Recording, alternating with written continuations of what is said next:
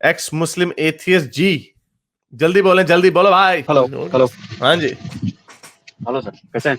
हाँ जी बोलें सर। थोड़ा मोमिनों से बोलो गिरा हूं भाई। ना, थोड़ा बाहर जाना पड़ता थोड़ा। मोमनों में घिरे हुए। नसीम बेगम कह रही है अरे फारिग आदमी। फेंक उड़ दी। सर वो हाँ जी, क्या कहना चाहेंगे? सूर्य बकरा की 12वीं आयत है वो। अच्छा, 2/12, लेट्स हैव अ लुक। वो क्या है आयत खोलें आप इसमें? तो मैं बताता हूँ। सूर्य आराफ 12। अच्छा, 12 में अल्लाह मियाँ जो रसूल अल्लाह की फेक आईडी फरमाते हैं, हक ताला ने फरमाया जो सजदा नहीं करता तो तुझको उससे कौन अमर माने है। थोड़ी थोड़ी ठहर जाओ, जब जूनागढ़ी पुरानी उर्दू इस्तेमाल करें, डॉक्टर सरार अहमद की करते हैं। अल्लाह ताला ने फरमाया किस चीज ने तुम्हें रोका कि तुमने सजदा नहीं किया जबकि मैंने तुम्हें हुक्म दिया था। भाई आप सामने आके दे रहे हैं यार, ये वाईफाई मारते हैं। उसने कहा कि मैं इससे बेहतर हूं, मुझे तूने बनाया है आग से और उसको बनाया है मिट्टी से। ये मेरा शैतान फरमा रहा है। जी सर, इसमें मैं ये कहना चाहता हूँ कि हाँ शैतान जो इब्लीस जो था, हाँ जो हदीसों में लिखा है या तफसीरों में भी लिखा है कि वो पहले जिन था। हाँ अभी अभी वो नाफरमान हुआ नहीं है। हम्म, अल्लाह ने उससे सजदा करने के लिए कहा, फिर अल्लाह बाद में हाँ कहता है कि तुझे किसने रोका मुझे सजदा करने से, यानी कि शैतान को किसने रोका। बात को हम्म, समझिएगा कि हम्म। शैतान अभी शैतान बना नहीं है, अभी वो नाफरमान हुआ नहीं है। अल्लाह उससे पूछ रहा है कि तुझे किसने रोका मुझे सजदा करने से। क्या शैतान के ऊपर भी कोई शैतान है जो उसको बहका रहा है?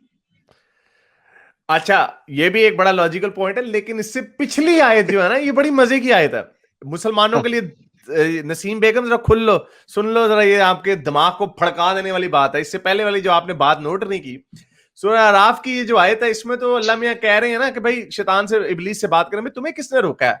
वो आगे से हाँ, कह रहे वही पूछ रहे हैं। तुमने मुझे आग से पैदा किया, उसे खाक से पैदा किया। लेकिन इससे पिछली आयत क्या कह रही है?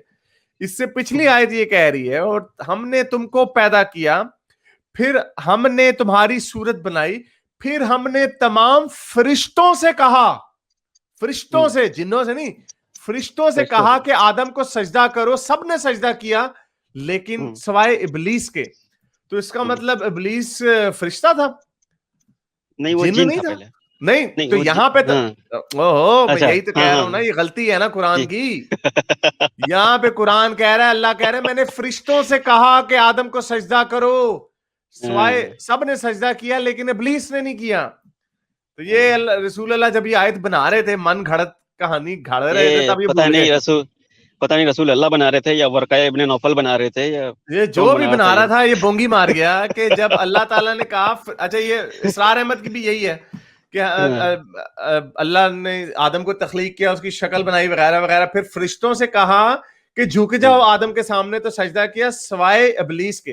तो इसका मतलब इबलीस इब्लीस के। फरिश्ता हुआ, जिन नहीं हुआ। फरिश्ता। लेकिन कुरान में दूसरी जगह पे उसको जिन कहा हुआ है। तो ये इतनी बड़ी मैं गलती। मोमिनो, हम्म, किधर गई बेगम? हम्म।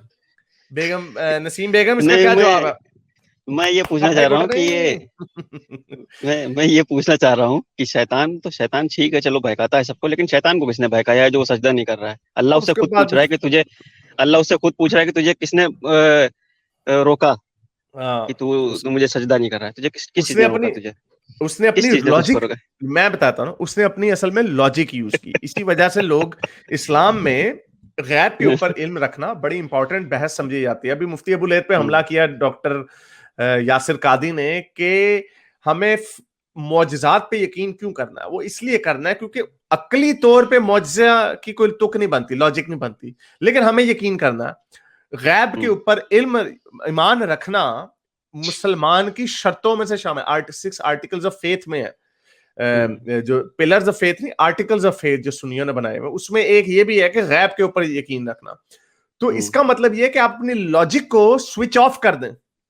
ये जो इंजीनियर मिर्जा साहब वगैरह कहते हैं ना, हम इल्मी तौर पे बात, इस्लाम में असल, और इस आयत में जो आपने आयत शेयर की है, उसमें उस शैतान ने अपनी लॉजिक इस्तेमाल किया है। शैतान ने लॉजिक दी है, उसने कहा है कि भाई मैं इसको कैसे सजदा करूं, मैं बेहतर हूं, मैं आग से बना गया हूं और उसको आपने मिट्टी से बनाया। इसमें भी गलती हो गई यहां पे।